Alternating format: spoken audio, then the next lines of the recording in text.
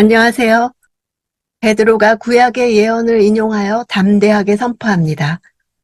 오늘 본문은 사도행전 2장 14절에서 21절입니다. 15, 16절. 지금은 오전 9시니 여러분 생각처럼 이 사람들이 술에 취한 것이 아닙니다. 다만 이 일은 예언자 요엘을 통해 말씀하신 것입니다. 유대인들은 하루에 3번씩 기도했습니다. 아침 기도 시간 전에는 대개 음식을 먹지 않았습니다. 또한 6월절이나 오순절 같은 절기 때에는 오전 10시까지는 보통 금식을 하였습니다.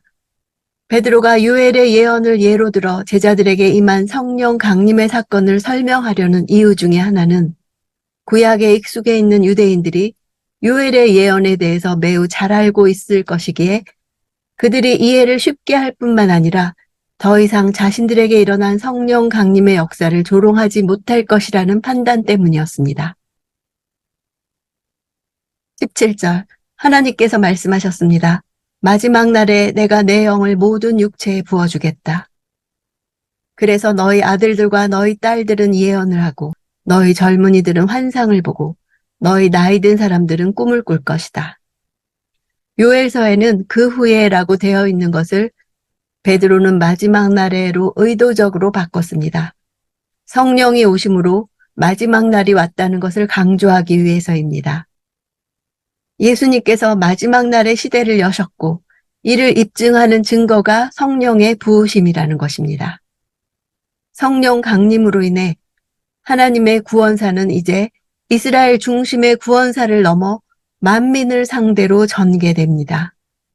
부어주겠다 하는 단어는 퍼붓다라는 번역이 더 정확합니다. 마치 한여름날에 맹렬한 소나기가 사정없이 쏟아질 때 강렬한 모습을 연상케 합니다. 이는 성령 강림이 맹렬하게 퍼붓는 비를 아무도 막을 수 없는 것처럼 불가항력적이라는 사실을 말해줍니다. 모든 육체라는 것은 유대인은 물론이고 이방인까지도 차별 없이라는 것입니다. 예언과 환상과 꿈은 구약시대 하나님의 계시가 전달되는 다양한 방법들이었습니다. 구약시대에는 하나님의 영이 선택된 소수, 선지자나 제사장들을 통해 제한적으로, 일시적으로 허락된 계시의 수단으로 사용되었지만 성령이 강림한 후에는 모든 사람들이 예언자가 되고 제사장이 되는 것입니다. 성령이 임함으로 인해 누구든지 영적인 일들을 깨달을 수 있고 깨달은 하나님의 일을 사람들에게 말할 수 있게 되었습니다. 예언은 하나님의 뜻을 말하는 것입니다. 신약 시대에는 하나님을 아는 지식이 모든 사람들에게 널리 퍼지게 된다는 뜻입니다. 남녀의 차별 없이 나이와 신분에 관계없이 성령을 경험하는 일이 벌어질 것입니다. 18절. 그날에 내가 내 남종들과 여종들에게도 내 영을 부어주겠다. 그래서 그들이 예언을 할 것이다. 남종들과 여종들에게도 성령을 부어주시겠다는 것은 하나님 백성의 새로운 출애굽을 의미하는 말입니다. 신약 교회의 새로운 출발을 뜻합니다. 성령 강림으로 인해 실현되는 하나님 나라는 지금까지 어떤 나라에서도 이룩하지 못한 모든 사람이 완전히 동등한 위치에서 성령의 은혜를 누리는 나라입니다. 19절. 또 내가 위로 하늘에서는 기사들과 아래로 땅에서는 표적들을 나타낼 것이다. 곧 피와 불과 자욱한 연기이다. 기사와 표적이라는 단어를 구별 없이 쓰기도 하지만 구별하자면 기사는 주로 자연계에 나타나는 이적으로 누구나 즉각적으로 알 수 있는 시각적으로 드러나는 현상을 가리킵니다. 표적은 인간에게 나타나는 이적으로서 영적인 진리를 드러내는 일을 가리킵니다. 피와 불과 자욱한 연기는 출애굽 때 나타난 징조를 연상케 합니다. 또 예수께서 죽임을 당하시던 날에 있었던 대이변과 유사한 점에서 말세가 이때부터 시작되었다고 볼 수 있습니다. 예수님의 재림을 말하는 것이기도 하며 또는 역사적으로 예루살렘 멸망과 같이 전쟁과 파괴의 상징일 수도 있습니다. 피와 불과 연기와 같은 다양한 징조들은 심판의 날이 가까워 오고 있음을 나타냅니다.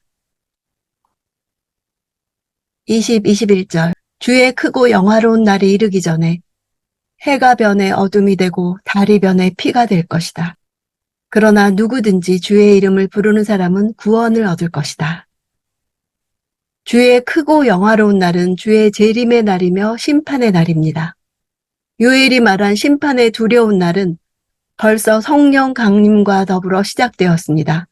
해가 변해 어둠이 되고 달이 변해 피가 되는 것은 창조 질서의 해체를 의미합니다. 이 말씀은 마태복음 24장에서 예수께서 하신 말씀과 동일한 내용입니다.